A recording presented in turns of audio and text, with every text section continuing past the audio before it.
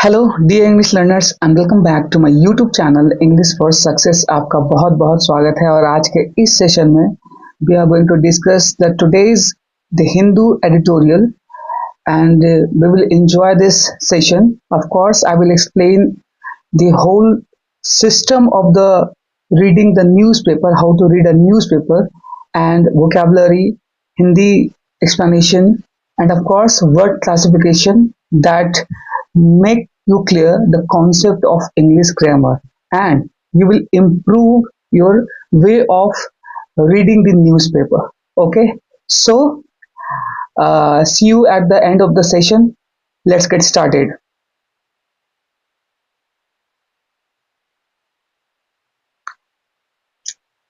आज का जो एडिटोरियल है, maturing approach on the India UK comprehensive economic and trade agreement. यानी कि आज की जो एडिटोरियल है वो किस पर है? एक बहुत ही ज़्यादा मेच्योर अप्रोच कह सकते हैं, बहुत ही ज़्यादा समझदार वाला जो स्टेप है, समझदारी का जो स्टेप है उस पर आधारित है। और ये किस पर है? ऑन इंडिया यूके, भारत और यूके का एक जो कॉम्प्रिहेंसिव यानी कि comprehensive economic and trade agreement है, यानी कि बहुत ही समझदारी वाला जो आर्थिक है, यानी कि इकोनॉमिक को क्या कह सकते हैं? आर्थिक, व्यापक आर्थिक और व्यापार समझौता, comprehensive economic and trade agreement. Okay, इस पर आधारित है। India needs to use market access in the UK to raise its market share.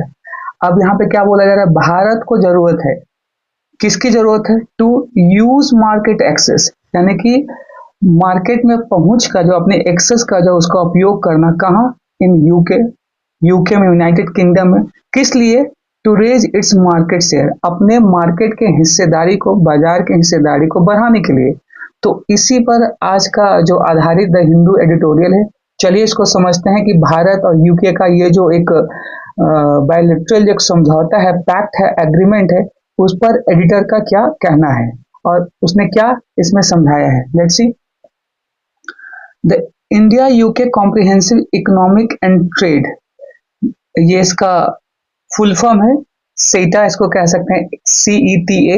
Reflects, ये दिखाता है, ये दर्शाता है किसका? भारत और यूके का जो समझदारी वाला आर्थिक और व्यापारिक समझौता है।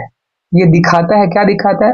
न्यू दिल्लीज मोर मैच्योर अप्रोच, यानी न्यू दिल्ली का और ज्यादा ही समझदारी वाला जो अप्रोच है, कार्य है, किस चीज के लिए? To free trade negotiation. Free trade का एक जो मुक्त व्यापार समझौता कह सकते हैं, निगोशिएशन कह सकते हैं। निगोशिएशन का मतलब क्या होता है? निगोशिएट का मतलब होता है उसमें उतार चढ़ाव करना, या आप उसको कह सकते हैं निगोशिएट कहने का मतलब क्या होता है? एक बार्गेन से भी आप समझ सकते हैं, बार्गेन को भी। निगोशिएशन का मतलब दोनों पक्षों के बीच में समझौता होना, किसी एक पॉइंट पर दोनों तैयार हो जाते हैं, दैट्स कॉल्ड निगोशिएशन, राइट। तो ये दोनों के फ्री ट्रेड निगोशिएशन पे आधारित है।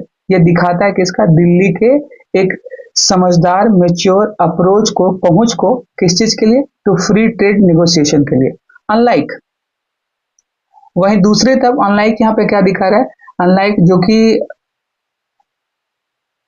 अनलाइक कहने का मतलब इसके विपरीत, it's 2009 free trade agreement FTA with Asian.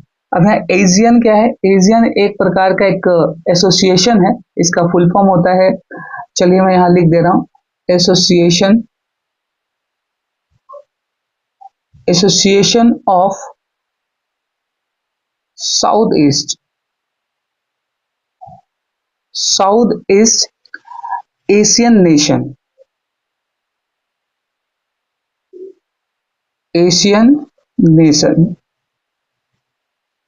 यहाँ N कैपिटल होगा।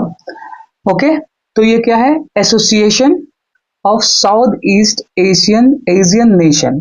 तो ये साउथ ईस्ट एशिया का एक क्या है? एक एसोसिएशन है, एक ग्रुप है, जिसमें आप बहुत सारे इसमें देश शामिल है, लगभग 11 देश, जिसमें आप ब्रूनी कह सकते हैं, कंबोडिया, इंडोनेशिया, है ना, Myanmar, Malaysia, Philippines, Singapore, Vietnam, Timor, ये सब बहुत सारे ऐसे देश हैं, 11 देश लगभग, है ना, जो कि इसमें सम्मिलित है किस किस ग्रुप में, एशियन ग्रुप में, यानी कि जिसको हम लोग एशियान अभी पढ़ रहे हैं। I hope it is clear.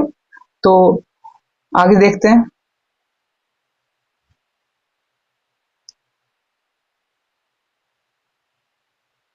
Okay, तो ये जो इसी ट्रेड के ऊपर आधारित है, which tilted the trade balance against India.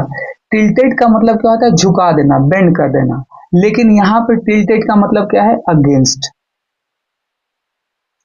Against यानी कि जो कि एक व्यापार जो है, संतुलित व्यापार जो है, झुका दिया गया है किसके खिलाफ, भारत के खिलाफ। तो इसको आप ऐसे समझते हैं, एशियान के साथ अपने 2009 की फ्री ट्रेड एग्रीमेंट के उलट, जिसने ट्रेड बैलेंस को इंडिया के खिलाफ झुका दिया था, 2009 में ऐसा हुआ था। इसके विपरीत, अनलाइक कहने का मतलब कह सकते हैं इसके विपरीत, है ना, बिसाइड्स भी कह सकते हैं यहाँ पर, बिसाइड, ठीक है। जो इंडिया के व्यापार, जो संतुलित व्यापार के खिलाफ उसने उसको क्या किया था, झुका दिया था, हिला दिया था, ठीक है। ये बात किसकी कही जा रही है, ये एशियान ग्रुप के जो जितने भी ट्रेडर हैं, यानी कि जितने भी कंपनी, जो ट्रेड कंपनी है, उसके बारे में कहा जा रहा है। इन सब ने मिलकर इंडिया को क्या है, 2009 में ऐसा कि क्या है, उन लोगों ने भारत को झुका दिया, तो उसके व्यापार के संतुलन को क्या था, हिला के रख दिया था। आगे चलते हैं। New Delhi has approached the UK pact by attempting to balance liberalization with domestic sensitivities amid an increasingly fragmented global trading system। तो यहाँ कहा जा रहा है, अब यहाँ पर अच्छा पहले इसका वर्ड क्लासिफिकेशन देख लेते हैं ऊपर वाले सेंटेंस का। द इंडियन यूके, ये क्या है, एक कंपाउंड नाउन है, क्योंकि यहाँ पे दो बड़े बड़े देशों का नाम दिया गया और लिखा जा रहा है, इसलिए यहाँ पे द क्या है, डिटर्मिनर, और इसका यूज करना नेसेसरी था। Comprehensive economic and trade agreement, अब यहाँ पे क्या है, CETA का फुल फॉर्म दिया गया। ये पूरा का पूरा यहाँ पे क्या एक सब्जेक्ट है, और रिफ्लेक्स जो यहाँ पे क्या है, वो क्या है, यहाँ पे ये वर्ब है। ये वर्ब है किसका, इस पूरे सेंटेंस का, इस पूरे से इस पूरे सब्जेक्ट का, जो यहाँ से है द इंडिया से लेकर अग्रीमेंट तक का। अब यहाँ क्या दिखा रहा है, new Delhi is more culture. अब ये इसका ऑब्जेक्ट कौन है, न्यू दिल्ली, है ना, क्योंकि न्यू दिल्ली से एपोस्ट्रोफे एस लगकर क्या है, और इसकी बातों को क्या कर रहा है, एक्सपैंड कर रहा है ना। मोर मेच्योर अप्रोच, टू यहाँ पे क्या है, 2+V1 फ्री। जब भी टू का यूज हम करते हैं, या तो वो डेस्टिनेशन को शो करता है, या तो पर्पस को, तो यहाँ पर्पस को वो रिप्रेजेंट कर रहा है। To free trade negotiation, full stop. ये दूसरा सेंटेंस स्टार्ट हो रहा है। अनलाइक, ये अपने आप में क्या है, एक कंजंक्शन है जो दो सेंटेंसेस को जोड़ रहा है। पहला कौन सा सेंटेंस है, it's 2009 free trade agreement with ASEAN जिसको कह रहे हैं, कह सकते हैं। अब यहाँ पे अच्छा माफ कीजिएगा कि अनलाइक जो है ना, यहाँ पे एज अ एक एडवर्ब की तरह यूज किया जा रहा है, क्योंकि विच जो है यहाँ पे ऑलरेडी यूज किया गया है। तो यहाँ पे विच यह कनेक्ट कर रहा है दो क्लाउजेस को, जिसने टिल्ट कर दिया था, झुका दिया था, है ना, हिला दिया था किसका, the trade balance against India, यानी कि भारत के खिलाफ इसने क्या है, इसको इसके ट्रेड को हिला देता है। चलिए मैं इस लाइन को फिर से थोड़ा एक्सप्लेन कर देता हूँ। ये बात कही जा रही है Indian UK comprehensive economic and trade agreement का, जिसको CETA कहते हैं, कि फ्री ट्रेड निगोशिएशन के लिए नई दिल्ली से ज्यादा मेच्योर अप्रोच को दिखाता है। वहीं क्या है, एशियान के साथ अपने 2009 के फ्री ट्रेड एग्रीमेंट, जिसको कि हम लोग FTA के रूप में जानते हैं, के उलट, जिसने ट्रेड बैलेंस को इंडिया के खिलाफ झुका दिया था, है ना, इंडिया के खिलाफ, यानी इंडिया इसको झेल रहा था। आप इसको ऐसे समझ सकते हैं। I hope it is clear. आगे चलते हैं। अब यहाँ पे क्या है, ये पूरा हम लोगों ने एक्सप्लेन कर दिया। ये विच टिल्टेड यहाँ विच का रिलेटिव प्रोनाउन है, जिसको कि एशियान के लिए है। टिल्टेड का मतलब ये वर्ब है, यहाँ पे झुका दिया किसको, the trade balance against India. Against यहाँ पे क्या है, प्रेपोजिशन है, ठीक है, और प्रेपोजिशन अक्सर बात क्या लेता है का ऑब्जेक्ट, तो इंडिया इसका क्या है, ऑब्जेक्ट है। न्यू दिल्ली हैज, अच्छा यहाँ पे ये फुल स्टॉप है, थोड़ा देखूं, नहीं यहाँ कॉमा है। दूसरी बात इसमें जोड़ा गया क्या, New Delhi has approach the UK pact by attempting to balance liberation with domestic sensitivities. अब यहाँ पे क्या है, यहाँ फिर से एक दूसरा क्लाउज स्टार्ट हुआ है, न्यू दिल्ली, ये सब्जेक्ट है, हैज इसका क्या हेल्पिंग वर्ब है, अप्रोच्ड क्या है यहाँ पे इसका मेन वर्ब है, और इसका ऑब्जेक्ट क्या है the UK.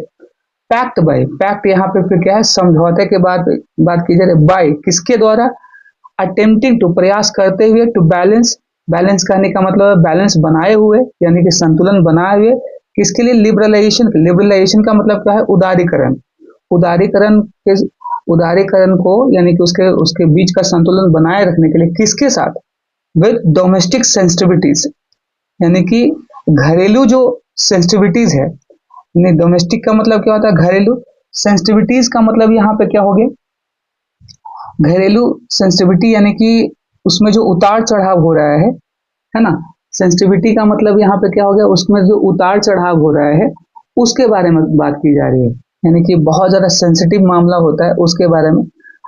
Amid, एमिड and increasingly fragmented, एमिड के मतलब के दौरान के बीच में एक बढ़ती हुई फ्रेगमेंटेड, फ्रेगमेंटेड ये कि एडजेक्टिव है, फ्रेगमेंटेड का मतलब यहाँ क्या, खंडित या विखंडित, डिवाइड इनटू स्मॉल पार्ट्स और सेक्शंस, यानी फ्रेगमेंटेड ग्लोबल ट्रेडिंग सिस्टम। अच्छा अब इसको फिर से समझिए क्या कहा जा रहा है, नई दिल्ली ने यूके पैक्ट को तेजी से यानी समझौते को तेजी से बढ़ते ग्लोबल ट्रेडिंग सिस्टम के बीच घरेलू सेंसिटिविटी के साथ लिबरलाइजेशन को, उदारीकरण को बैलेंस करने की करके कोशिश कर कोशिश करने का प्रयास किया है, ठीक है, अटेम्प्ट किया उसने।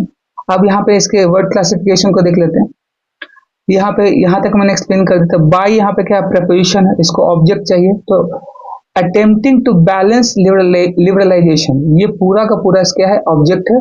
और अब मैंने पिछले सेशन में बताया था कि ऑब्जेक्ट दो तरीके हो सकते हैं, कोई नाउन या प्रोनाउन हो सकता है, या तो वर्ब में प्लस आईएनजी लगा के हम लोग क्या है उसको जेरेंट फॉर्म में क्या है उसका ऑब्जेक्ट बना सकते हैं, जो कि आप इस यहाँ पे देख सकते हैं। अटेम्प्टिंग टू बैलेंस लिबरलाइजेशन, संतुलित संतुलित उदारीकरण, जो कि विद डोमेस्टिक सेंसिटिविटी यानी कि घरेलू सेंसिटिविटी जो है ना, एमिड उसके बीच, एंड इंक्रीजिंगली बढ़ता हुआ, फ्रेगमेंटेड बढ़ता हुआ यानी कि बढ़ता हुआ जो बंटवारा है, जो अलग अलग ग्लोबल जो फ्रेगमेंटेड है, ग्लोबल यानी पूरे वैश्विक स्तर पे जो व्यापार सिस्टम है उसकी जो व्यवस्था उसमें क्या है फ्रेगमेंटेड दिखा गया, यानी कि उस समय विखंडित हो रहा है। इसके बीच में उसने क्या है एक अटेम्प्ट लिया उदारीकरण के संतुलित करने के लिए। Okay, I hope it is clear. Fragmented adjective है, ग्लोबल ट्रेडिंग सिस्टम, ये पूरा का पूरा क्या है नाउन है। हालांकि ग्लोबल ट्रेडिंग जो है सिस्टम, ट्रेडिंग ये ग्लोबल एडजेक्टिव है, और ट्रेडिंग भी यहाँ पे एडजेक्टिव और सिस्टम यहाँ पे क्या है नाउन है। आप इसको ध्यान में रखेंगे। आगे चलते हैं नेक्स्ट सेंटेंस पे। A similar shift was evident in the New Zealand, उसके बाद क्या है थोड़ा सा देखें, New Zealand FTA, okay? A similar shift was evident in the New Zealand FTA. FTA का मतलब यहाँ पे क्या है, FTA का मतलब है आप इसको ऐसे समझेंगे, FTA का यहाँ पे फ्री ट्रेड अग्रीमेंट, जिसको कि मुक्त व्यापार समझौता कह सकते हैं, ठीक है, उसकी बात कही जा रही है। A similar shift was evident, इसी प्रकार का एक शिफ्ट जो था, ठीक है, न्यूजीलैंड FTA में भी एक ऐसा बदलाव साफ दिखा। तो यहाँ पे शिफ्ट का मतलब क्या होगा बदलाव, चेंजेस, ठीक है, शिफ्ट का मतलब यहाँ पे क्या होगा चेंजेस, बदलाव, यानी कि न्यूजीलैंड के साथ एक ऐसा ही सिमिलर शिफ्ट, सेम प्रकार का शिफ्ट बदलाव जो है देखा गया, एविडेंट यानी कि कह सकते हैं सबूत के तौर पे, यानी कि जिसको कि देखा जा सकता है, ऑब्जर्व किया जा सकता है। एविडेंट का मतलब यहाँ पे एक क्या है सबूत के रूप में, जिसको ऑब्जर्व कह सकते हैं, जिसको देखा गया किसके साथ, न्यूजीलैंड में, न्यूजीलैंड FTA में, यानी मुक्त व्यापार समझौते में, वेयर जहां India succeeded in protecting it's sensitive dairy sector, जहां पे भारत को सफलता मिली, जहां भारत सफल हुआ अपने डेयरी सेक्टर को, क्या है सेंसिटिव डेयरी सेक्टर, सेंसिटिव कहने का मतलब संवेदनशील जो डेयरी सेक्टर है, जहां दुग्ध उत्पादन की बात की जा रही है, डेयरी प्रोडक्ट्स की बात की जा रही है, उसको सुरक्षा करने में, उसको सुरक्षित करने में वो सफल हुआ, ठीक है। हालांकि न्यूजीलैंड में तो बहुत बड़ा एक प्रभाव देखने को मिला, सिमिलर चेंज देखने को मिला, वहीं भारत ने क्या किया, भारत इसमें सफल हुआ कि वो अपने इस सेंसिटिव यानी संवेदनशील जो डेयरी सेक्टर है वहां पे न्यूजीलैंड में उसको सुरक्षित करने में वो सक्षम रहा, यानी कि सफल रहा। इसका आगे आपको कारण दिखेगा ऐसा क्यों कहा जा रहा है, एडिटर ऐसा क्यों कह रहा है। डिस्पाइट के बावजूद dairy products being one of New Zealand biggest exports, हालांकि यानी इसके विपरीत कह सकते हैं कि डेयरी प्रोडक्ट जो है वो बहुत ही ज्यादा क्या है, one of New Zealand biggest exports, यानी कि न्यूजीलैंड खुद ही क्या है, एक बहुत बड़ा निर्यातक है किसका, डेयरी प्रोडक्ट्स का। फिर भी भारत अपना जो डेयरी उत्पाद है वहां पे निर्यात करने में सक्षम रहा, यानी कि उसने अपने इस चेंजेस के विपरीत जाके अपने आप को वहां क्या है, स्टेबल रखा। आई होप इट इज क्लियर। चलिए आगे देखते हैं। सेंसिटिव का मतलब यहाँ क्या होता है, संवेदनशील, इजिली अफेक्टेड और डैमेज्ड, नीडिंग स्पेशल केयर। इसका जो सिनोनिम्स है जिसको क्या डेलिकेट कह सकते हैं, सस्पेक्टिबल कह सकते हैं, और इसका जो एंटोनिम्स है इनसेंसिटिव, जो बहुत ज्यादा सेंसिटिव ना हो। और अच्छा, ये दोनों एक ही टाइप का यहाँ पे आ गया है, ध्यान रखिएगा। कॉम्पिटिटिवनेस का मतलब प्रतिस्पर्धात्मक, ठीक है। अच्छा, ये आगे का वर्ड यहाँ पे आ गया, चलिए फिर भी देख लेते हैं। The ability to complete successful with others, यानी कि दूसरों से प्रतिस्पर्धा करने की जो क्षमता है उसमें सक्सेस हो पाना, यानी कि सफलता प्राप्त कर लेना, जिसको कॉम्पिटिटिव एज कह सकते हैं, राइवलरी कह सकते हैं, प्रतिद्वंदिता जिसको कह सकते हैं। और उसका वही दूसरे एंटोनिम्स क्या होगा, विकेंटिव कह सकते हैं, नॉन कॉम्पिटिटिवनेस कह सकते हैं, यानी कि जिसमें प्रतियोगिता की क्षमता ना हो, है ना, यानी कमजोर जिसको कह सकते हैं। I hope it is clear. आगे चलते हैं। दूसरे स्लाइड का जो की पॉइंट है, की highlights of the Indian UK सेटा। सेटा मीन्स CETA, इसको CETE पढ़ेंगे। सेटा का मतलब यहाँ पे क्या है, सेटा का मतलब है comprehensive economic and trade agreement, जिसको कि हम लोग पीछे देख चुके हैं, व्यापक आर्थिक और व्यापार समझौता, ठीक है। आगे देखते हैं। While the India UK CETA is expected to strengthen India's export competitiveness, its benefits are likely to be uneven across sectors and could place competitive pressure on already cost disadvantaged MSMEs। तो इसका मतलब क्या समझते क्या है, इसका मतलब MSEMS का मतलब क्या होता है, micro small and medium enterprises, यानी कि कह सकते हैं सूक्ष्म, छोटा और मध्यम, मध्यम क्या कह सकते हैं, मध्यम व्यापार कह सकते हैं, ठीक है। एंटरप्राइजेस का मतलब कह सकते हैं व्यापार, है ना। चलिए ठीक है, आई होप इज क्लियर। तो आगे देखते हैं। वाइल, वहीं दूसरी तरफ वाइल जब भी आएगा तो समझिए कॉन्ट्रास्ट है, ये यहाँ पे कंजंक्शन की तरह यूज हो रहा है। यहाँ अपने दो सेंटेंस को जोड़ेगा, यानी कि दो क्लाउज को ये जोड़ेगा, एक तरफ सही होगा तो एक तरफ गलत होगा, या एक तरफ पॉजिटिव पॉइंट रखे जा सकते हैं तो एक तरफ नेगेटिव पॉइंट भी रखे जा सकते हैं। तो क्या कहा जा रहा है, हालांकि इंडिया यूके से इंडिया की एक्सपोर्ट कॉम्पिटिटिवनेस जो है, प्रतियोगितात्मकता जो है मजबूत होने की उम्मीद है, लेकिन क्या है, its benefits are likely to be uneven. Likely to be कहने का मतलब पॉसिबली, लाइकली का मतलब आप क्या समझ सकते हैं, पॉसिबली यानी संभवतः, यानी संभावना को रिप्रेजेंट कर रहा है, ठीक है। While the India UK is expected to strengthen Indian export competitiveness, है ना, कि भारत और यूके में जो एक्सपेक्ट किया जा रहा है, ऐसा अनुमान लगाया जा रहा है कि ये दोनों मिलकर क्या है, अपने कॉम्पिटिटिवनेस को यानी अपनी प्रदर्शनात्मक क्षमता को, प्रतिस्पर्धात्मक क्षमता को मजबूत करेंगे एक्सपोर्ट के प्रति। इंडियाज एक्सपोर्ट कॉम्पिटिटिवनेस, भारत का जो प्रतिस्पर्धात्मक एक्सपोर्ट है उसके बारे में उसको मजबूत कर सकते हैं। अब यहाँ पे देख सकते हैं ये पूरा का पूरा यहाँ पे सब्जेक्ट है, इज इसका वर्ब है, क्योंकि यहाँ पे सब्जेक्ट क्या है, सिंगुलर है। ये क्या है, यहाँ पे ये V3 में पैसिव वॉइस में किया जा सकता है। स्ट्रेंथन क्या है, 2+V1 मजबूत करना, और इसका ऑब्जेक्ट क्या है, इंडियाज एक्सपोर्ट कॉम्पिटिटिवनेस। ये क्या है, यहाँ पे एज अ एडजेक्टिव यहाँ पे यूज किया गया है, एक्सपोर्ट यहाँ पे नाउन है। अब यहाँ पे देख सकते हैं कि यहाँ जेनेटिव केस में एपोस्ट्रोफे एस का यूज किया गया है, यानी कि अक्सर मैं इसको एक्सप्लेन करता हूँ कि जब भी ये जेनेटिव केस आए, या जिसको कि हम लोग एपोस्ट्रोफे एस कहते हैं, एपोस्ट्रोफे, ठीक है, ध्यान रखेंगे, उसके बाद पहले भी नाउन होगा और उसके बाद भी नाउन होगा, ठीक है। तो आप देख सकते हैं अगर इधर सिंगुलर होगा तो इधर भी सिंगुलर होगा, और इधर प्लूरल होगा तो सिंपली एक कॉमा होगा और उसके बाद नाउन होगा, एस नहीं होगा उसके बाद। अगर आपने इसके बारे में थोड़ा सा भी पढ़ा होगा, अगर आपके पास जानकारी होगी तो आप इस चीज को समझ पाएंगे। चलिए आगे चलते हैं। इट्स बेनिफिट्स, इसके जो बेनिफिट्स जो होंगे, इसके फायदे जो होंगे, are likely to be uneven. ये क्या अनइवन कहने का मतलब, ये संतुलित नहीं हो सकते, असमान हो सकते हैं। संभवतः वो क्या होंगे, असमान होंगे।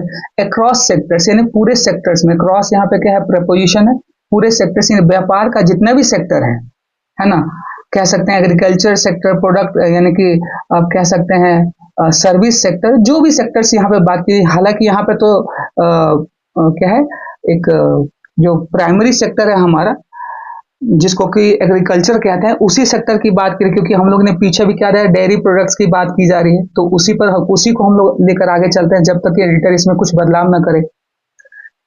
अक्रॉस सेक्टर्स यानी पूरे सेक्टर्स में, अक्रॉस का मतलब ऑल ओवर द सेक्टर्स या अक्रॉस द सेक्टर, या प्रपोजिशन है, प्रपोजिशन का ऑब्जेक्ट क्या है, सेक्टर्स है। एंड यहाँ पे क्या है, कोऑर्डिनेटिव कंजंक्शन है, ये दो सेम क्लास के, सेम कैटेगरी के क्या है, सेंटेंस को या फ्रेज को या क्लाउज को या वर्ड को जोड़ता है।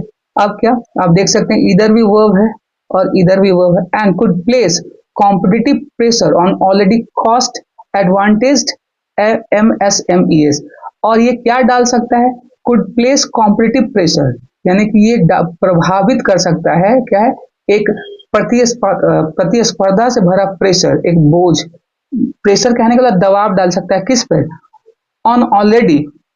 चलिए इसको थोड़ा सा मैं क्लीन कर दूं तो ज्यादा समझ में आएगा।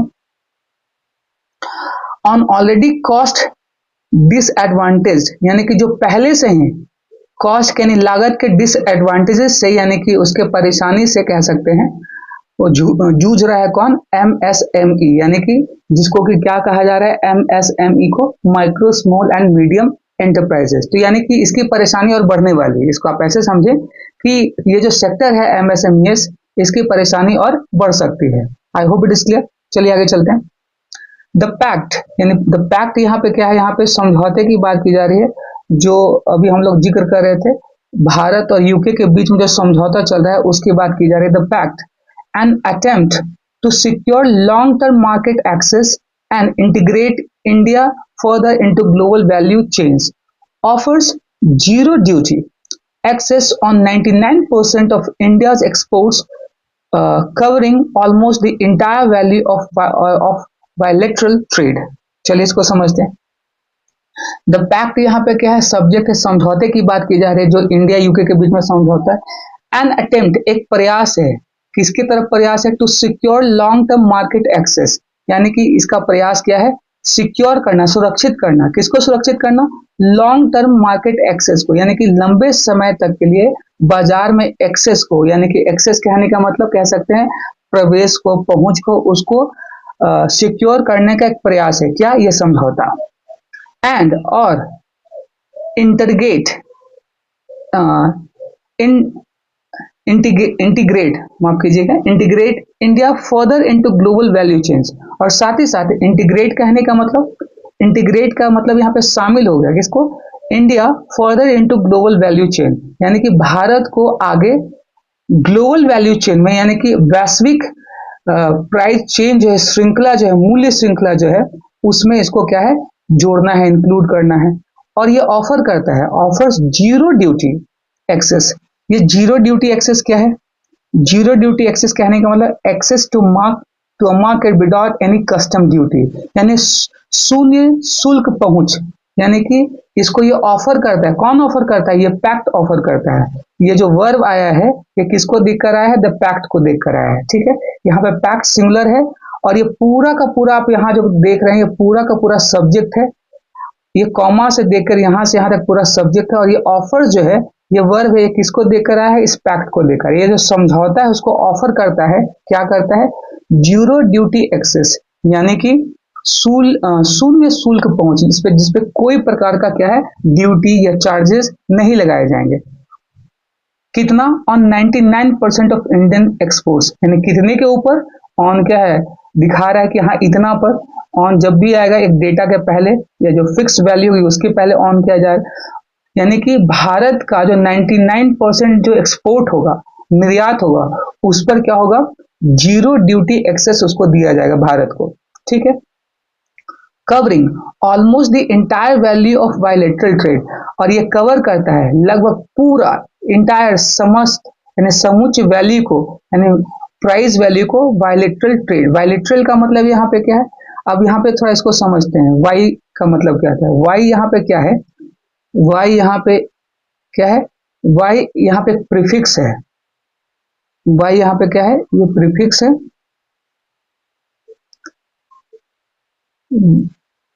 बाई यहाँ पे क्या है, प्रीफिक्स है। बाई का मतलब होता है द्वि, तो बाइलेटरल का मतलब द्विपक्षीय, द्विपक्षीय। बाइलेटरल कह सकते हैं, बाइसाइकिल कह सकते हैं यानी दो पहिए वाला साइकिल बाइसाइकिल, है ना। बाइलिंगुअल कह सकते हैं यानी दो भाषाओं को जानने वाला या दो भाषा बोलने वाला, जैसा भी आप इसको एक एग्जाम्पल के तौर पे समझ सकते हैं। तो यानी कि ये दो पक्षीय जो ट्रेड है वो समस्त क्या है, जो समस्त दो पक्षीय ट्रेड को ये क्या करेगा, कवर करेगा। कौन सा, ये समझौता। ठीक है, आई होप इट इज क्लियर। चलिए अगले स्लाइड, अगले पॉइंट पे चलते हैं। हाउएवर, अब जैसे ही आप हाउएवर को देखेंगे तो आप समझ जाएंगे कि इसके बाद जो बात कही जा रही है, इसके कुछ विपरीत बात कही जाएगी। ठीक है, इसके कुछ विपरीत बात कही जाएगी। क्या विपरीत बात कही, हाउएवर फिर भी smaller firms often lack the documentation and compliance capacity needed to claim these benefits. लेकिन वहीं दूसरी तरफ क्या है, जो स्मॉलर फर्म्स हैं, जो छोटे मोटे व्यापारिक फर्म हैं, यानी कि छोटे मोटे जो फर्म है, ऑर्गेनाइजेशन है, वो प्राय उनको क्या है, लैक, उनको क्या इसका सामना करना पड़ेगा, यानी उसको कमी को झेलना पड़ेगा। क्या, डॉक्यूमेंटेशन की कमी को या कंप्लायंस को। डॉक्यूमेंटेशन और कंप्लायंस, या क्या है यहाँ पे, डॉक्यूमेंटेशन देख लेते हैं। दस्तावेजीकरण यानी कि the process of creating and maintaining written records, है ना। और कंप्लायंस का मतलब अनुपालन, यानी कि निर्देश का पालन करना। तो इन सबको क्या है, छोटे फर्म्स को, स्मॉलर फर्म्स को ये करना होगा। Capacity needed to claim this benefits, यानी कि इसकी पूरी कैपेसिटी को मेंटेन करना होगा। किस चीज के लिए, needed to claim this benefits. अगर वो इन छोटे फर्म्स अगर ये सारी बेनिफिट्स को अवेल करना चाहते हैं, उसका फायदा उठाना चाहते हैं, तो इसके लिए उनका पूरा दस्तावेज बनाकर उसको क्लेम करना पड़ेगा, यानी कि तैयार करना पड़ेगा, दावा करना पड़ेगा। ठीक है, तभी ये क्या है, पॉसिबल हो पाएगा। ठीक है, मांग करना कह सकते हैं, दावा करना कह सकते हैं क्लेम का। 2+V1, अब जाहिर सी बात है 2 का यूज किस लिए करते हैं, या तो डेस्टिनेशन के लिए या पर्पस के लिए। तो ये भाई, ये डॉक्यूमेंटेशन को या कंप्लायंस क्यों चाहिए, ये कैपेसिटी जो है, ये पूरा जो व्यवस्था है उसको क्यों चाहिए, क्लेम करने के लिए। कि क्यों क्लेम करना है, इन सारे बेनिफिट्स को अवेल करने के लिए, जो ऊपर हम लोगों ने अभी डिस्कस किया। आगे चलते हैं नेक्स्ट नेक्स्ट लाइन में। आगे क्या कहा जा रहा है, डिस्पाइट, यहाँ पे अच्छा, ये हाउएवर यहाँ पे क्या था, कंजंक्शन था, है ना। ये कंजंक्शन था, आई एम सॉरी, ये एडवर्ब है। ये पूरे सेंटेंस को मॉडिफाई कर रहा है, इस पूरे क्लाउज को ये मॉडिफाई कर रहा है। कौन, हाउएवर। ये कॉन्ट्रास्ट को दिखाता है। अगर एक तरफ सही बात होगी तो दूसरी तरफ क्या होगी, उसके विपरीत बात होगी। तो आप देख रहे हैं ट्रेड यहाँ खत्म हुआ, उसके बाद क्या, हाउएवर स्टार्ट हुआ है। तो एक तरफ जहां पे बड़े व्यापारियों के लिए ट्रेड करने के लिए उनको बहुत सारा जीरो ड्यूटी एक्सेस करने को मिलेगा 99%, लेकिन वही दूसरी तरफ छोटे फर्म है, उनको क्या है, उनको सारा डॉक्यूमेंटेशन और कंप्लायंस से जुड़े दस्तावेज जो है सब कुछ तैयार करना पड़ेगा, इस बेनिफिट्स को क्या है, क्लेम करने के लिए या अवेल करने के लिए। चलिए आगे चलते हैं। आगे क्या कहा जा रहा है, despite the deal, despite the deal, including some agreements on tariff aspects, MSME may find it difficult to comply with the UK's stringent sanitary, phytosanitary, technical, and sustainability standards, which could prove a bigger hurdle than tariffs. अब इसको समझते हैं। Despite क्या है, यहाँ पे एक preposition का, ये इसका मतलब होता है के बावजूद, है ना। इसके जगह पे क्या है, इन स्पाइट ऑफ का भी हम लोग यूज कर सकते हैं, इन स्पाइट ऑफ। ठीक है, लेकिन आप ये ध्यान रखिएगा, स्पाइट के साथ ऑफ का कभी यूज नहीं करते हैं, है ना। डिस्पाइट के साथ हम लोग ऑफ का कभी यूज नहीं करते हैं, आप ध्यान रखिएगा, गलत है, आप इसको ध्यान रखेंगे। चलिए आगे देखते हैं। डिस्पाइट द डील, यानी इस डील के बावजूद, the deal including some agreements on non tariff aspects, यानी कि इसमें जो है ये जो डील है, ये जो व्यापार है, ये जो समझौता हुआ है, पैक्ट हुआ है, इसमें कुछ और भी एग्रीमेंट्स जोड़े जाने हैं, इंक्लूडिंग सम एग्रीमेंट्स। एग्रीमेंट्स का मतलब यहाँ पे क्या है, समझौता, जो किस पर होगा, नॉन टैरिफ एस्पेक्ट्स पर, यानी कि नॉन टैरिफ से जुड़े हुए जो दस्तावेज हैं, जो नियम है, उस पर ये बात होगी। एमएसएमई में फाइंड इट डिफिकल्ट, यानी कि जो एमएसएमई जो संस्था है, हो सकता है ये उसके लिए थोड़ा सा कठिन हो, find it difficult to comply with. To comply मतलब क्या, उसके साथ एडजस्ट करना, यानी उसको मानना। कंप्लाई विथ का मतलब यहाँ पे क्या हो सकता है, अनुपालन करना, ठीक है, उसको मानना। द यूकेस, यानी विथ यूके, जो यानी यूके के साथ, with UK's stringent sanitary, phytosanitary, technical and sustainability standards, यानी कि यूके के जो स्ट्रीजेंट का मतलब क्या है, अभी हम लोगों ने देखा था, स्ट्रीजेंट का मतलब स्वच्छता संबंधी, नहीं कठोर, माफ कीजिएगा, यहाँ पे इसका क्या होगा, स्ट्रीजेंट का क्या होगा, वेरी स्ट्रिक्ट और डिमांडिंग। तो ये बात कही जा रही है कि हो सकता है कि ये जो नए एग्रीमेंट जोड़े जा रहे हैं किस पर, नॉन टैरिफ एस्पेक्ट्स पर, उसके मुद्दों पर, तो एसएमई के लिए ये बहुत ज्यादा फाइंड इट डिफिकल्ट इसके साथ टू कंप्लाई विद, यानी कि उसको मानने के लिए किसके साथ, यूके का। यहाँ पे देख सकते हैं एपिस्ट्रोफे एस लगा हुआ है, यानी कि यूके से रिलेटेड। एपिस्ट्रोफे ये क्या है, जेनेटिव के, जो कि पोजीशन को दिखाता है या ऑनरशिप को दिखाता है। तो यूके का जो एक कठोर जो सैनिटरी, स्वच्छता से रिलेटेड, फाइटोसैनिटरी का मतलब क्या हो गया, पादप स्वास्थ्य संबंधी, पादप कहने का मतलब कह सकते हैं नेचर से संबंधित, पेड़ों से संबंधित कह सकते हैं। और टेक्निकल एंड सस्टेनेबिलिटी, टेक्निकल का मतलब यहाँ पे हम क्या कह सकते हैं, तकनीकी या औद्योगिक, ये भी उसमें इंक्लूडेड। और सस्टेनेबिलिटी का मतलब यहाँ पे क्या है, यानी कि स्थिरता या टिकाऊपन बनाए रखने के लिए, ये भारत के लिए या एमएसएमई के लिए क्या है, थोड़ा सा परेशानी का सबब हो सकता है, क्योंकि यूके के ये सारे जो आप देख रहे हैं, स्ट्रीजेंट सैनिटरी, फाइटोसैनिटरी और टेक्निकल सस्टेनेबिलिटी, ये सब स्टैंडर्ड्स है, एक मानक है, जो कि एमएसएमई को फॉलो करना होगा। अब आगे देखते हैं, which could prove a bigger hurdle than tariffs. अब यही बात आगे एडिटर कह रहा है कि ये प्रूव अ बिगर हर्डल, जो कि उसके लिए एक बहुत बड़ा परेशानी का सबब हो सकता है टैरिफ से ज्यादा। टैरिफ तो कुछ नहीं है, उसको हैंडल किया जा सकता है, लेकिन ये टैरिफ से कहीं ज्यादा परेशानी का सबब हो सकता है किसके लिए, एमएसएमई के लिए, एमई के लिए। एमएसएमई का मतलब मैंने भी क्या बताया, मैं फिर से एक बार एक्सप्लेन कर देता हूँ, micro small and medium enterprises, ठीक है। तो उसके लिए बहुत बड़ा परेशानी का सबब हो सकता है टैरिफ से कहीं ज्यादा, अच्छा कहीं ज्यादा। टैरिफ का मतलब मैंने भी क्या बताया, मूल्य, है ना, कोई कह सकते हैं मूल्य कह सकते हैं, किसी प्रकार का टैक्स कह सकते हैं, ये सब टैरिफ में आते हैं। चलिए अगला अगला देखते हैं, अगला लाइन, मैं थोड़ा इसको क्लीन कर दूं।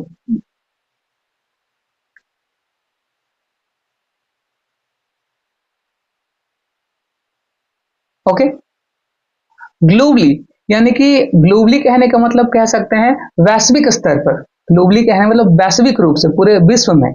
सच एग्रीमेंट्स, यानी इस प्रकार के जो समझौते हैं, इस प्रकार के जो समझौते हैं, हैव एक्सेलरेटेड, वो क्या है, सच एग्रीमेंट्स हैव एक्सेलरेटेड, इस प्रकार के समझौते ने बढ़ा दिया है। एक्सेलरेट का मतलब क्या होता है, बढ़ा देना, इंक्रीज कर देना, ठीक है। देखते हैं इसके सिनोनिम्स को, इंक्रीज इन स्पीड और रेट, स्पीड को, रेट को बढ़ा देना, अधिक तेज कर देना, जिसको स्पीडेड कह सकते हैं, क्विकेंड कह सकते हैं। और इसका जो सेंटोनिम, एंटोनिम्स को क्या होगा, स्लोड और डिलेड, धीरे कर देना या देर कर देना। चलिए ये सब के मैंने सिनोनिम्स हम लोगों ने डिस्कस नहीं किए, लेकिन आप ध्यान रखिएगा, जैसे स्ट्रिक्ट हो गया, रिगरस हो गया, लीनियंट हो गया, रिलैक्स हो गया, यानी बहुत ज्यादा लिबरल होना जाना, रिलैक्स हो जाना। हाइजीन आप समझते हैं, क्लीन, साफ सफाई मेंटेन करना। अनहाइजीन, गंदगी, कंटेनमेंट कह सकते हैं, ठीक है। प्लांट हेल्थ, जिसको कि अभी हम लोग ने पादप संबंधी, स्वास्थ्य संबंधी देखा था, प्लांट हेल्थ कह सकते हैं। बाय सिक्योर कह सकते हैं। प्लांट रिस्की और अनसेफ इसका एंटोनिम्स हो जाएगा। स्थिरता का मतलब यहाँ ड्यूरेबिलिटी हो गया, इंड्योरेंस हो गया, और यहाँ पे क्या है, अनसस्टेनेबिलिटी और इंस्टेबिलिटी, ये उसके एंटोनिम्स हो गए। आई होप ये सब आपको क्लियर हुए होंगे। तो आगे देखते हैं, हैव एक्सेलरेटेड, वो बढ़ा दिया है, क्या बढ़ा दिया, एक्सपोर्ट डाइवर्सिफिकेशन, यानी एक्सपोर्ट जो निर्यात का जो एक डाइवर्सिफिकेशन है, यानी कि जो विविधीकरण है, उसने उसको बढ़ा दिया कि अलग अलग जो एक्सपोर्ट करने का तरीके है उसमें बहुत सारा क्या है, डिस्टिंग्विशन आ गया, यानी कि डिफरेंसेस आ गए, तो उसने उसको बढ़ा दिया गया। इस कारण से, किस कारण से, इस प्रकार के जो एग्रीमेंट्स है, जो अभी हम लोगों ने देखा क्या, stringent sanitary, phytosanitary, technical, sustainability standard, ये सब के कारण जो क्या है, व्यापार के जो बीच जो डाइवर्सिफिकेशन है वो बढ़ चुका है। अब आगे देखते हैं, अट्रैक्टेड इन्वेस्टमेंट, अट्रैक्टेड इन्वेस्टमेंट यहाँ पे क्या एडजेक्टिव है, ठीक है, इन्वेस्टमेंट यहाँ पे क्या है, नाउन है। एंड फैसिलिटेटेड टेक्नोलॉजी ट्रांसफर, इसने क्या है, इन्वेस्टमेंट को अट्रैक्ट किया है, एंड टेक्नोलॉजी ट्रांसफर को उसने क्या है, उसको सहयोग दिया है। फैसिलिटेट का मतलब क्या होता है, what is the meaning of facilitate, सुविधा प्रदान करना, सुविधा प्रदान किया है किसको, इन्वेस्टमेंट को अट्रैक्ट किया है कि आओ भाई मेरे यहाँ, मेरे देश में और इस सेक्टर में इन्वेस्ट करो, विनियोग करो, निवेश करो, आई मीन टू से। और टेक्नोलॉजी ट्रांसफर को उसने क्या है, बहुत ही ज्यादा सरल बना दिया है, सुविधाजनक बना दिया है। But only when supported by robust industrial ecosystem and competitive firms, लेकिन ये कब संभव हो सकता है, ठीक है, ये कब संभव हो सकता है, बट ओनली व्हेन, लेकिन तभी जब सपोर्ट किया जाए बड़े बड़े कंपनियों के द्वारा। रोबस्ट कहने का मतलब यहाँ पे, रोबस्ट का मतलब यहाँ क्या हो गया, कह सकते हैं पावरफुल कह सकते हैं, ठीक है, रोबस्ट का मतलब यहाँ पे क्या कह सकते हैं, पावरफुल कह सकते हैं, ठोस कह सकते हैं, ड्यूरेबल, स्टर्डी, स्ट्रॉन्ग, एथलेटिक, ये इसके सब सारे क्या है, सिनोनिम्स हैं। तो यानी कि यहाँ पे इसका मतलब क्या हुआ कि बड़ी बड़ी कंपनियां जब तक ये सपोर्ट नहीं करेंगे इस इकोसिस्टम को, इकोसिस्टम का मतलब यहाँ पे क्या हो गया, ये जो पारिस्थितिक तंत्र है, जब तक उसको सपोर्ट ना किया जाए, और किसको, कॉम्पिटिटिव फर्म को, जो कि प्रतियोगिता कर रहे हैं, तो बड़ी कंपनियों के द्वारा उनको सहयोग करने की जरूरत है, तभी ये क्या है, आगे ये सारी चीजें बढ़ सकती हैं। किसके क्षेत्र में, बायलैटरल जो समझौता हुआ, पैक्ट हुआ है इंडस्ट्रियों के देशों के बीच में, तभी ये पॉसिबल हो सकता है। चलिए, आई होप इट इज क्लियर, आगे चलते हैं नेक्स्ट स्लाइड पे। थर्ड देखते हैं, इंडिया हैज, इंडिया, अब ये क्या है, थर्ड वाला पॉइंट क्या है, रिस्क एंड चैलेंजेस, यानी कि रिस्क और चैलेंजेस, यानी खतरा है ना, रिस्क तो है ही, और उसमें से रिस्क है मतलब कि उसमें बहुत ज्यादा कैजुअलिटी भी हो सकता है, और चैलेंजेस तो है ही, यानी कि बहुत सारे प्रतिस्पर्धा भी होंगे चैलेंजेस में, ठीक है। आगे देखते हैं, India has historically under utilise several trade agreements because of low awareness, cumbersome administration and high compliance costs। अब यहाँ पे इसको समझते हैं, इंडिया, इंडिया यहाँ क्या है, सब्जेक्ट है, और इसका वर्ब है हैज, क्योंकि इंडिया जो है सिंगुलर सब्जेक्ट और हैज भी सिंगुलर वर्ब है। Historically under utilised, under utilised का मतलब है उपयोग नहीं किया गया, है ना, not use to the extent possible और नीडेड, इसका सिनोनिम्स क्या होगा, अनयूज्ड और अनएक्सप्लॉइटेड। इसका जो एंटोनिम्स होगा क्या होगा, यूटिलाइज्ड और मैक्सिमाइज्ड, ओके, कम, सीमित। अब भारत ने क्या है, ऐतिहासिक तौर पे इसको क्या है, इसको कम कर दिया है, अंडर यूटिलाइज, यानी कि उसने उसका उपयोग करने के काफी वो नीचे है ना। इन अ सेवरल ट्रेड, कहा सेवरल, या सेवरल क्या है, या डिटर्मिनर है, ध्यान रखिएगा, ये डिटर्मिनर है, ट्रेड मतलब एग्रीमेंट्स, यानी कि सेवरल, बहुत सारे से ट्रेड एग्रीमेंट्स है, समझौते हैं, जहां पे भारत जो है ऐतिहासिक तौर पे, ऐतिहासिक रूप में वो काफी नीचे रहा है, यानी अयोग्य रहा है, यानी कि उस सारी चीजों को पूरा नहीं कर पाया है। तो ये नई बात नहीं है भारत के लिए, भारत पहले से भी क्या है, इन सारी चीजों में वो क्या है, भारत की अयोग्यता साबित हो चुकी है।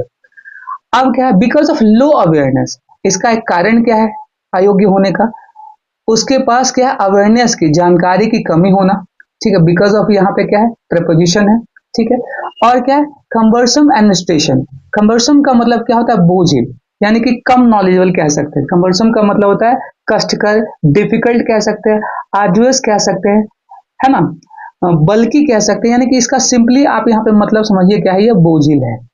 बोझिल, भारत की जो बोझिल व्यवस्था है, एडमिनिस्ट्रेशन जो है, उसके कारण से ये क्या है, low awareness, cumbersome administration and high compliance cost. Compliance का मतलब यहाँ पे क्या है, भारी, जटिल, डिफिकल्ट टू हैंडल और मैनेज और कॉजिंग डिले। इसका सिनोनिम्स क्या होगा, बल्कि और अनबाइडली, सिंपल और इजी इसके क्या हो जाएंगे, एंटोनिम्स, यानी काफी आसान और साधारण। तो इसके पीछे कारण क्या क्या रहा है, भारत की अयोग्यता के पीछे कारण सबसे पहले तो वो क्या है, लो अवेयरनेस में समझौता, यानी कि वो कब भारत में क्या है, अवेयरनेस की कमी है। ठीक है, भारत इस सारी चीजों को लेकर अवेयर नहीं है। और क्या, दूसरी बात क्या है, बोझिल जो उसकी प्रशासनिक व्यवस्था है, ये एक उसका दूसरा कारण है। और हाई कंप्लायंस कॉस्ट, और बहुत ज्यादा भारी, जटिल जो कॉस्ट, उसकी लागत है, ये सब इसके पीछे के कारण है, उसके अयोग्यता के, किसमें, इस ट्रेड अग्रीमेंट्स में। आई होप इट इज क्लियर। आगे चलते हैं। The trade deficit with Asian widened from about $10 billion in 2017 to nearly $44 billion in 2023। अब ये बहुत बड़ी बात है, अब इसको हम समझते हैं क्या कहा जा रहा है। एशियान के साथ ट्रेड डेफिसिट में, नहीं घाटे में, डेफिसिट का मतलब यहाँ पे क्या होता है, घाटा, deficit and excess of expenditure और इंपोर्ट्स ओवर इनकम और एक्सपोर्ट्स, यानी कि जब हमारे आमदनी से हमारा खर्चा ज्यादा हो जाए, या हम जो एक्सपोर्ट कर रहे हैं उससे ज्यादा हम इंपोर्ट कर रहे हैं, तो ये दोनों ही केसेस में क्या है, हम डेफिसिट को कंसीडर करते हैं। I hope it is clear. ASEAN के साथ ट्रेड डेफिसिट 2017 में लगभग $10 बिलियन से बढ़कर 2023 में लगभग क्या हो गया, $44 बिलियन हो गया, जो एक बहुत बड़ा आंकड़ा है। यानी कि ये बात की जा रही है किसकी, ये बढ़ गया। वाइंडेड कहने का मतलब, वाइंडेड मतलब एक्सपैंड कर जाना, बढ़ जाना। ठीक है, तो ये घाटे की बात की, यानी 2017 में केवल कितना था, लगभग $10 बिलियन, लेकिन वही 2023 में क्या हो गया, 44 बिलियन, लगभग 4 गुना की बढ़ोतरी हुई है इन क्या है, 2 दशकों में, है ना। 2 दशक भी नहीं कह सकते, हाँ 17, एक दशक की बात की जाए, माफ कीजिएगा, एक ही दशक, अगर एक दशक 17, 10, 27, अभी पूरा एक दशक हुआ भी नहीं है। ठीक है, तो एक दशक में ही, यानी 4-5 सालों में ही, यानी कि 6 सालों में ही ये क्या है, 3 गुना बढ़ गया है डेफिसिट, ट्रेड घाटा जो है, व्यापारिक घाटा उसका 3 गुना बढ़ गया है। आगे देखते हैं। सिमिलरली, ये एडवर्ब है, ये पूरे सेंटेंस को मॉडिफाई करेगा, पूरा यहां से लेके यहां तक, है ना। अच्छा, इसका वर्ड क्लासिफिकेशन देख लेते हैं। द ट्रेड, यहाँ पे सब्जेक्ट है, इसका वर्ब क्या है, डेफिसिट, क्योंकि ट्रेड डेफिसिट। अच्छा, डेफिसिट यहाँ पे नाउन है, ट्रेड यहाँ पे क्या है, ये दोनों ही क्या, कंपाउंड नाउन है। किसके साथ प्रपोजिशन है, एशियन, है ना। वाइंडेड, ये यहाँ पे इसका वर्ब है, ये दो, यहाँ से यहाँ तक सब्जेक्ट है और ये इसका वर्ब है। फ्रॉम यहाँ पे क्या है, प्रपोजिशन, इसका ऑब्जेक्ट क्या है। अबाउट का यूज हम लोग कब करते हैं, किसी डेटा के पहले उसकी जो अप्रॉक्स, अबाउट का मतलब यहाँ लगभग समझ सकते हैं, 10 बिलियन। और इन क्या है, जब भी हम एक चीज से दूसरे चीज को जोड़ते हैं डेटा को, अब जब यहाँ पे बात करें 2017 में, फिर यहाँ के टू, फ्रॉम के साथ क्या है, अक्सर टू का यूज होता है। From Delhi to Chennai, from Patna to Delhi, from Gaya to Delhi, from this place to this place. तो यहाँ पे फ्रॉम के साथ जो डेटा दिया गया है 10 बिलियन 2017 में, और इतना से बढ़कर नियरली, यानी लगभग 44 billion in 2023। I hope it is clear. Similarly, उसी तरीके से है ना, सिमिलरली का मतलब वही समान तरीके से जो आगे बात कही जा रही है। द यूके अग्रीमेंट्स बेनिफिट्स, यानी कि यूके के साथ जो एग्रीमेंट है उसका बेनिफिट्स, फायदा क्या है, इसको थोड़ा समझते हैं। इसका यहाँ पे फायदा क्या बोला जा रहा है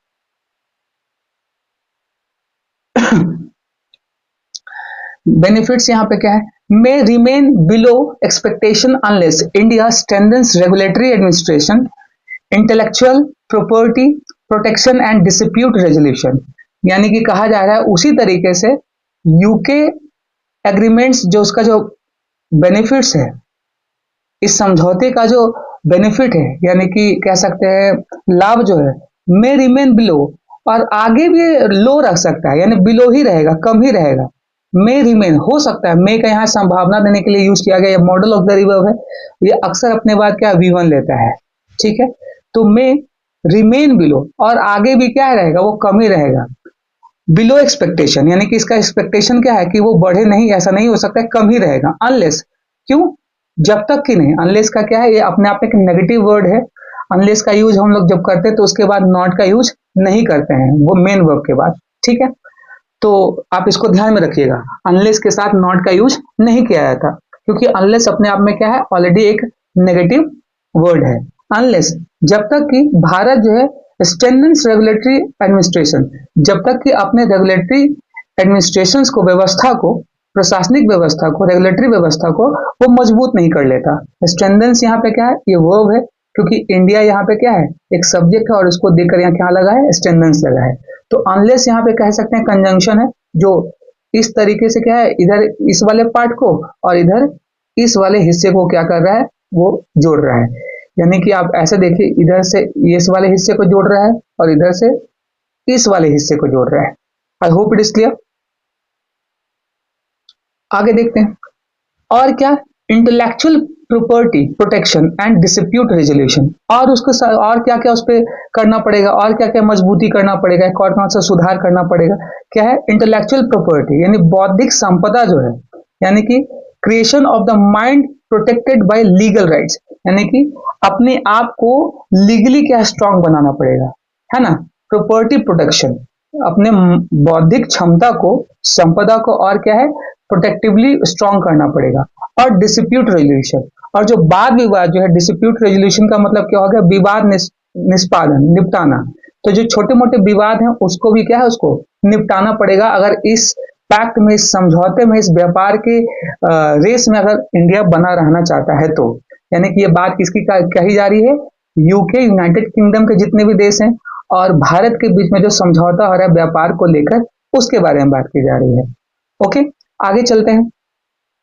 थर्ड पॉइंट, ओल दो यहाँ पे क्या है, एक कंजंक्शन के रूप में यूज है, जो कि ये भी क्या है, कॉन्ट्रास्ट को दिखाता है, एक तरफ सही तो एक तरफ नेगेटिव पॉइंट, एक तरफ पॉजिटिव पॉइंट। ओल दो the UK accounts for only about 3% of India's merchandise export and around 1% of its imports.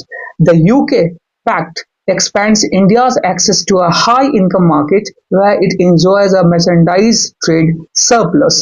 तो यहाँ पे देखते हैं ऑल्दो का यूज यहाँ हो चुका है, तो आप देख सकते हैं यहाँ कॉमा से दो क्लाउज को सेपरेट किया गया है। ठीक है, चलिए इसको समझते हैं क्या कहा जा रहा है। हालांकि भारत के मर्चेंडाइज एक्सपोर्ट में यूके की हिस्सेदारी केवल 3% है और इसके एक्सपोर्ट में लगभग 1% है। यूके पैक्ट भारत की हाई इनकम मार्केट तक पहुंच को बढ़ाता है, जहां उसे मर्चेंडाइज ट्रेड सरप्लस मिलता है। सरप्लस का मतलब लाभ यहां पे हो सकता है। तो चलिए, although the UK accounts for only about 3%, accounts यहाँ पे क्या है, इसका मेन वर्ब है किसका, यूके का।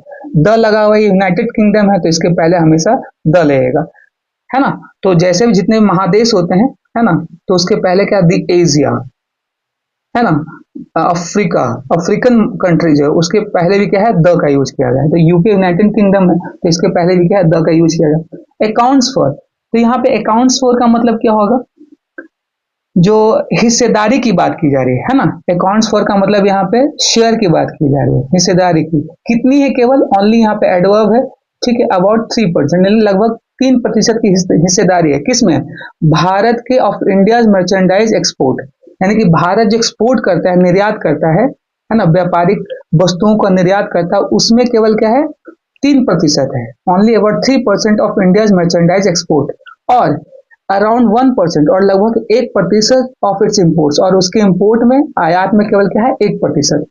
द यूके पैक्ट, यानी कि जो यूके का जो समझौता है, एक्सपैंड्स यानी कि उसको बढ़ाया जा सकता है, विस्तृत किया जाता है, India's access to a high income market, यानी कि इस समझौता जो है, इस पैक्ट जो है, उसको एक्सपैंड किया जा सकता है।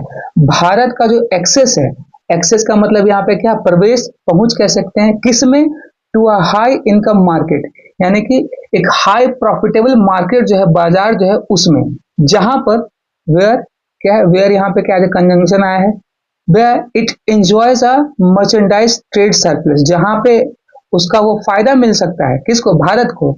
इट किसके लिए है, इंडिया के लिए है। एंजॉयज का मतलब यहाँ पे क्या है, फायदा उठाना, ठीक है, किसमें? अब मर्चेंडाइज ट्रेड सरप्लस में। मर्चेंडाइज ट्रेड सरप्लस का मतलब क्या? अधिशेष। मर्चेंडाइज का मतलब है माल या वस्तुएं, ठीक है। तो जब ये इसका लाभ उठा सकता है अपने व्यापार में सरप्लस के, यानी कि अधिशेष को और बढ़ावा देने में, यानी फायदा कमाने में भारत को क्या है, इसमें सफलता मिल सकती है ना। आगे देखते हैं। हाउएवर, फिर से यहाँ पे देखिए एक कंजंक्शन आया है, जिस तरीके से ओल्दो है उस तरीके से हाउएवर, दोनों एक ही कैटेगरीज के वर्ब है, जो कि अक्सर क्या कॉज और रीजंस को या कॉन्ट्रास्ट को एक्सप्लेन करते हैं, बताते हैं। However, this advantage could narrow its imports if imports of the UK is relatively priced in realistic inelastic exports। चलिए इसको समझते हैं, पहले मैं थोड़ा इसको क्लियर कर दूं।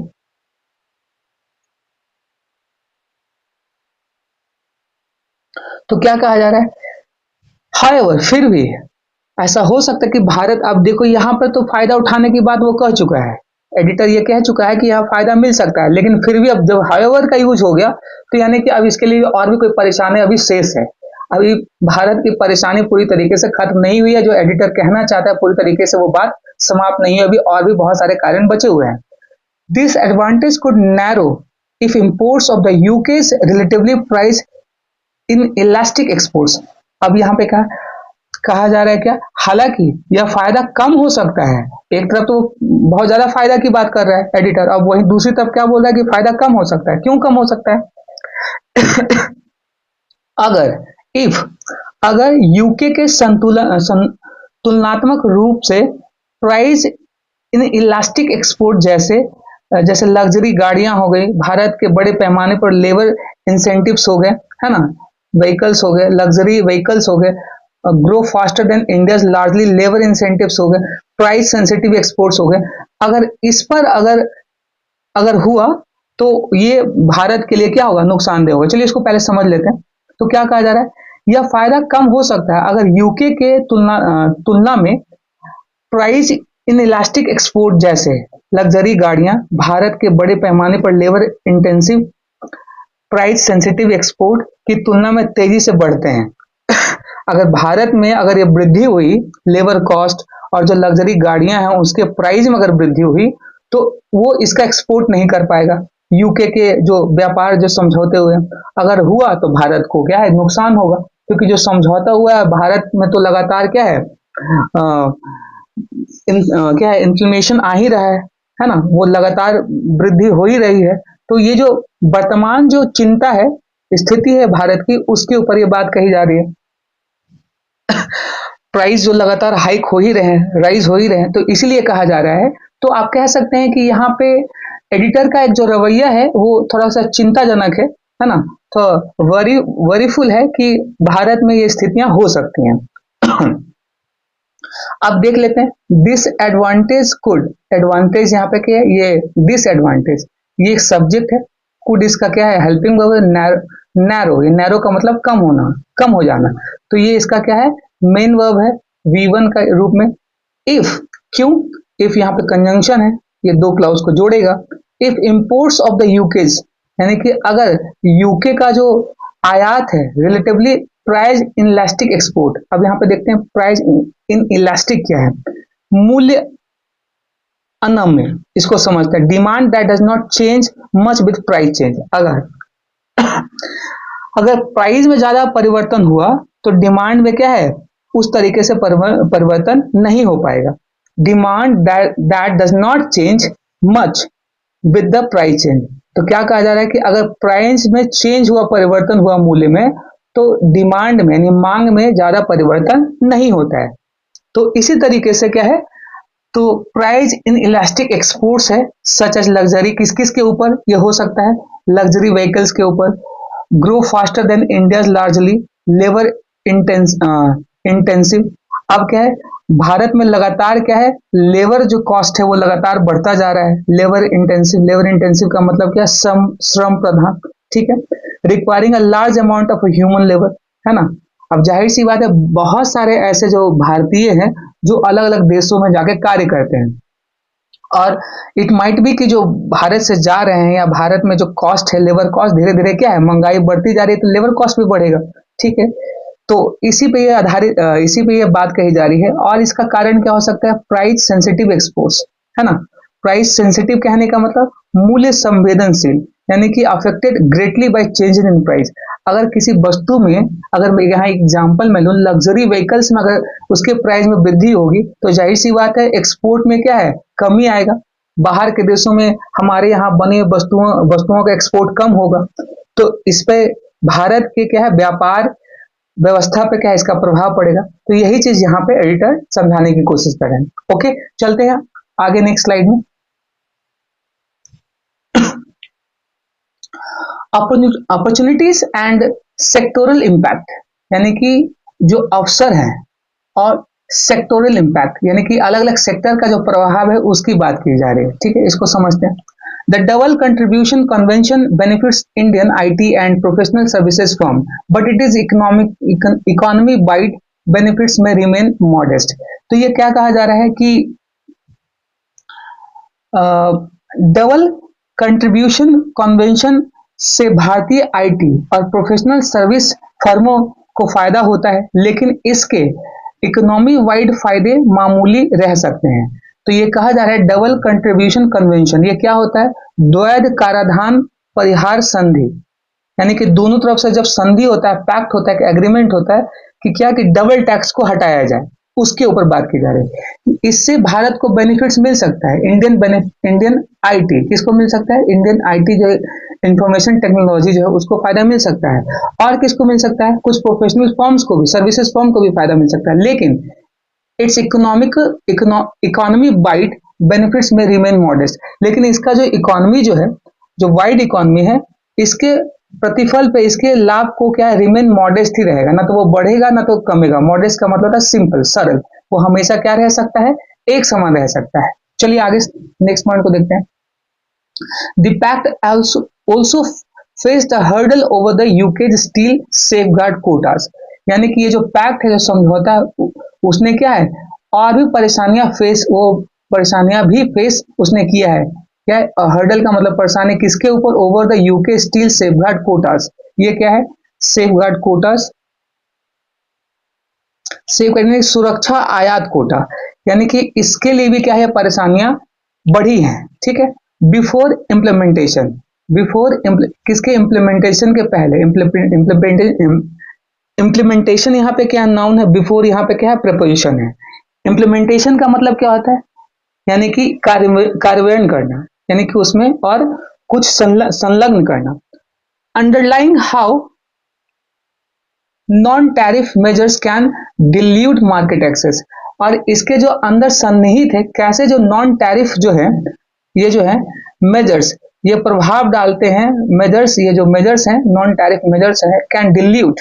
डिल्यूट का मतलब यहाँ पे क्या होगा, what is the meaning of dilute, to make weaker और लेस इफेक्टिव, कमजोर बनाना। ठीक है, उसको कमजोर बना सकते हैं, किसको, मार्केट में एक्सेस को, मार्केट में जो पहुंच है उसको वो क्या है, ये कमजोर बना सकता है। क्या, ये बात किसकी की जा रही है, जो यूके के जो स्टील सेफगार्ड कोटा है उसकी बात की जा रही है। ठीक है, आगे चलते हैं। India's carbon intensive exports could face challenges as climate related trade regulation become more stringent. आगे इसको थोड़ा समझते हैं।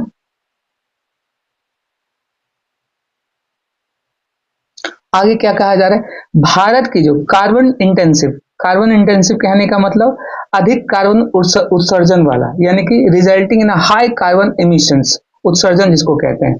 ठीक है, क्लाइमेट से जुड़े ट्रेड रेगुलेशन और सख्त होने से भारत के कार्बन इंटेंसिव एक्सपोर्ट को मुश्किलों का सामना करना पड़ सकता है ना। इंडिया कार्बन इंटेंसिव एक्सपोर्ट्स, यानी कि कार्बन यानी कि पोल्यूशन से जुड़े हुए जो इंटेंसिव एक्सपोर्ट्स जो हैं, जो उसके निर्यात हैं, वो उसको सामना करना पड़ सकता है, कुड फेस कर सकते हैं चैलेंजेस, किसको, परेशानियों को, सच एज, कौन कौन से परेशानियां, climate related trade regulation.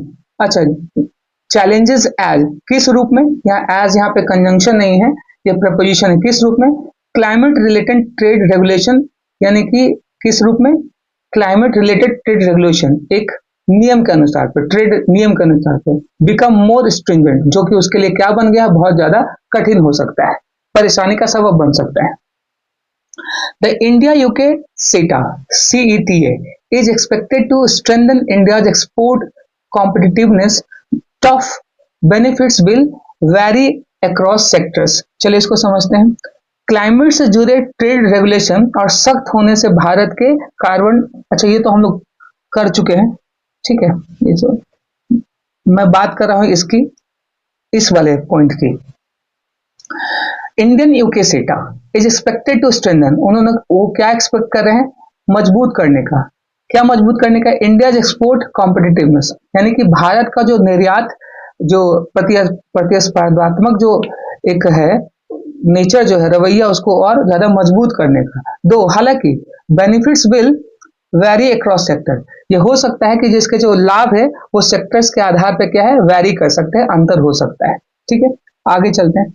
Sectors such as textiles, यानी कि सेक्टर, यहाँ के अलग अलग सेक्टर्स की बात, टेक्सटाइल सेक्टर हो सकते हैं, लेदर सेक्टर हो सकते हैं, मरीन प्रोडक्ट्स हो सकते हैं, जेम्स एंड ज्वेलरी हो सकता है, इसको ज्वेलरी नहीं पढ़ेंगे, इसको ज्वेलरी पढ़ेंगे, ध्यान रखिएगा, jewellery, JOOLERY, jewellery, okay. Emerging goods and certain agro processed items are likely to gain, ये सारे जो है संभवतः उसको बेनिफिट हो सकता है, गेन कर सकते हैं, लाभ प्राप्त कर सकते हैं, provided then meet the UK's quality and sustainability standards. हाँ, बशर्ते, प्रोवाइडेड यहाँ पे क्या है, ये कंजंक्शन का काम करता है, ठीक है। बशर्ते क्या है कि ये जितने भी प्रोडक्ट है वो यूके की जो क्वालिटी के जो स्टैंडर्ड है, एक माप जो है, उसको वो मैच कर ले, तो उसको बेनिफिट मिल सकता है। ये सारी चीजों में क्या है, भारत बेनिफिट कर सकता है, लाभ कमा सकता है। चलिए आगे चलते हैं। However, फिर भी सेक्टर्स लाइक एग्रीकल्चर, जाहिर सी बात है कि इधर लाभ कमाने की बात की जा रही है, तो इधर कुछ इसके विपरीत होगा। However से यूज किया गया, विरोधाभास को दिखाता है। सेक्टर्स लाइक एग्रीकल्चर, अब अलग अलग सेक्टर्स में बात करें, जैसे कि agriculture, dairy, automobiles and alcoholic beverage, alcoholic कहने का मतलब पेय पदार्थ जिसमें मदिरा वगैरह, शराब वगैरह सब रखा जा सकता है, में फेस इंक्रीज कंपटीशन, ये क्या है, एक बढ़ी हुई क्या है, कंपटीशन को, प्रतियोगिता को फेस कर सकते हैं, करना पड़ सकता है, specially from tariff reduction on UK imports, और खास करके किस पे, जब यूके इंपोर्ट करेगा तो उसके टैरिफ में क्या है, उसके कर में क्या है, खास करके क्या है, कमी की गई है ना, रिडक्शन किया गया। तो इस कारण से भारत को इसके आयात में, यानी कि यूके के निर्यात करने में, जब यूके आयात करेगा तो भारत को उस पर कर क्या है, कम लेना होगा, चार्ज करना होगा, इसलिए भारत को इन सारी चीजों में क्या है, फायदा कम हो सकता है। चलिए आगे देखते हैं नेक्स्ट। अब यहाँ पे हम लोग आप पहुंचे हैं कंक्लूजन पे, इसका निष्कर्ष क्या, ये पूरी जो बातें हो रही हैं, इंपोर्ट और एक्सपोर्ट जो समझौता है, the pact between India and UK, इसका CETA gives India valuable chance to expand, यानी कि सेटा जो है, सेटा की हम लोग बात करें, सेटा मतलब यहाँ पे क्या है, comprehensive economic and trade agreement, उसने भारत को क्या है, वो भारत को क्या देगा, एक्सपैंड, एक बृहत, इन हाई इनकम मार्केट, एक बहुत अच्छा एक हाई इनकम, जहां से बहुत सारा इनकम प्राप्त किया जा सकता है, बट लेकिन ये कॉन्ट्रास्ट बताएगा, बट यहाँ पे क्या है, कंजंक्शन है, access must translate into a higher market share, लेकिन हाँ, भारत को क्या है, वहां के मार्केट में एक हायर शेयर को, यानी कि एक हायर क्या है, पार्ट को इन्वेस्टमेंट करना पड़ेगा, तभी ये पॉसिबल हो सकता है। स्ट्रेंथनिंग, यानी कि मजबूत करते हुए किसको, रेगुलेटरी सिस्टम को, रेगुलेटरी का मतलब क्या है, नियामक, यानी कि related to rules and regulation made by authorities, यानी कि यूके के अथॉरिटीज के द्वारा जो उसकी जो एक सिस्टम है, व्यवस्था है, उसको क्या है, एक मजबूत करना पड़ेगा, तभी वो इसका फायदा उठा सकता है, कौन, भारत।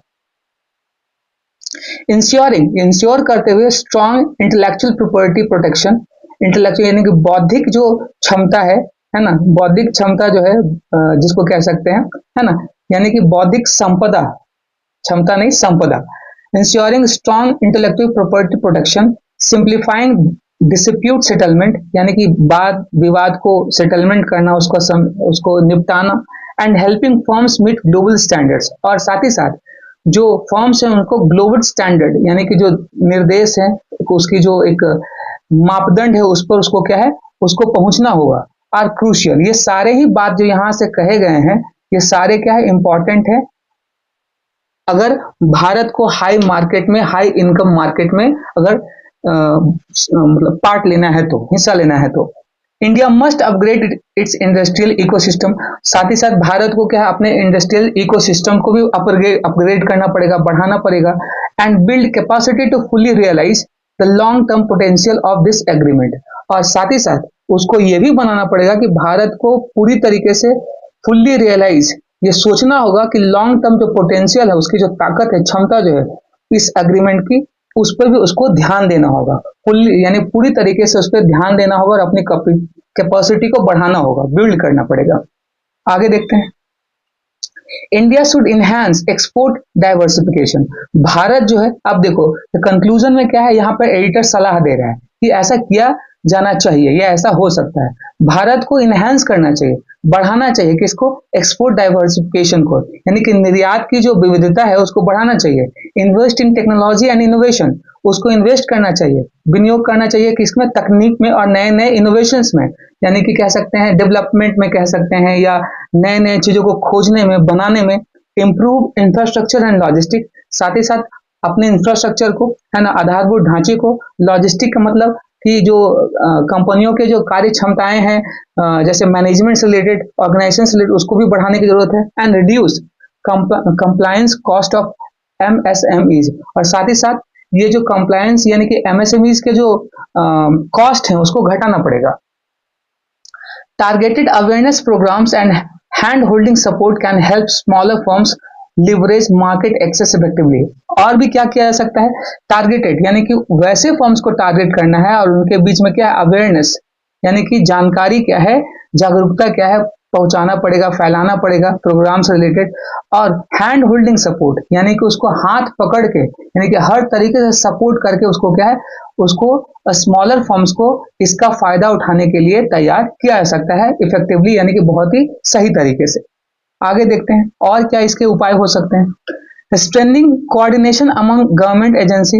हाँ, गवर्नमेंट एजेंसीज के बीच में के मध्य में क्या है, एक स्ट्रॉन्ग कोऑर्डिनेशन होना चाहिए, समन्वय होना चाहिए, उसको बढ़ाने की जरूरत है। Industry bodies and trade association, it's essential for effective implementation of सेटा। और भारत इंडस्ट्रीज बॉडीज है, यानी कि औद्योगिक जो हिस्से हैं, ट्रेड एसोसिएशन, ये जो संस्थाएं हैं, ये बहुत ही ज्यादा इंपॉर्टेंट है। हालांकि देखो यहाँ पे इज नहीं आर होना चाहिए था, क्योंकि यहाँ पे कॉमा है। यहाँ अगर एजेंसीज को भी अगर लिया जाएगा तब भी आर होना चाहिए। बॉडीज एंड ट्रेड, ये पूरा का पूरा एक ही सब्जेक्ट है यहाँ से यहाँ तक, तो यहाँ इज के जगह पे क्या होना चाहिए था, आर होना चाहिए था। यहाँ पे एक ग्रामेटिकल एरर है, ठीक है, आप इसको ध्यान में रखेंगे। यहाँ इज नहीं होना चाहिए था, आर। ये बहुत ही ज्यादा इंपॉर्टेंट है फॉर इफेक्टिव इम्प्लीमेंटेशन। इम्प्लीमेंटेशन का मतलब यहाँ पे क्या है, यानी कि कार्यान्वयन के लिए, यानी कि उसको उपयोग करने के लिए, ऑफ सेटा, सेटा के लिए। कंटिन्यूअस डायलॉग, लगातार जो है इस प्रकार की बात है with the UK can help address, यानी कि इस प्रकार के जो वार्तालाप है यूके के साथ, वो हेल्प कर सकता है एड्रेस करने में। हेल्प एड्रेस यानी कि उसको हल करने में। Non tariff barriers as they arise, यानी कि नॉन टैरिफ जो बैरियर है, यानी कि जो मुसीबतें आई हैं, जैसा कि दे अराइज, जैसा कि वे लोग उन्होंने उठाया है, इसको सल्टाने में मदद कर सकता है क्या, वार्तालाप, डायलॉग्स। ठीक है, आगे देखते हैं। India should also prepare for emerging challenges such as, Bharat को और भी अपने आप को प्रिपेयर करना चाहिए जो बढ़ती हुई जो चैलेंजेस हैं, परेशानियां हैं, एक जो कह सकते हैं एक हर्डल्स हैं जो भारत के सामने है। सच एज यहाँ पे क्या, एग्जाम्पल के तौर पे क्लाइमेट रिलेटेड रेगुलेशन, यानी कि हमारे क्लाइमेट से, यानी कि वातावरण से जो रिलेटेड जो रेगुलेशंस है, नीतियां हैं, उसको लेकर। सस्टेनेबिलिटी रिक्वायरमेंट्स, यानी कि उसमें स्थिरता प्रदान करने की जरूरत है। And evolving global value chain, और वैश्विक जो वैल्यू चेन है उसको बनाए रखने के लिए, इवॉल्व करने के लिए, उसको विकसित करने के लिए। To remain competitive and transient, हमेशा क्या है, किस चीज के लिए, क्यों जरूरी है मेंटेन करने के लिए, हमेशा कॉम्पिटिटिव और हमेशा प्रतिस्पर्धात्मक और रिजिलियंट। रिजिलियंट के यहाँ मतलब क्या है, रिजिलियंट के यहाँ मतलब है, रिजिलियंट का मतलब लचीला, फ्लेक्सिबल, है ना। वो फ्लेक्सिबल होने की जरूरत है कि थोड़े से अगर नियम में कुछ उतार चढ़ाव किया जाना अगर पॉसिबल हो तो किया जा सके। व्यापार के दृष्टिकोण से, जो व्यापार के लिए सही हो। अल्टीमेटली, अल्टीमेटली कहने का मतलब फाइनली, ये एडवर्ब है।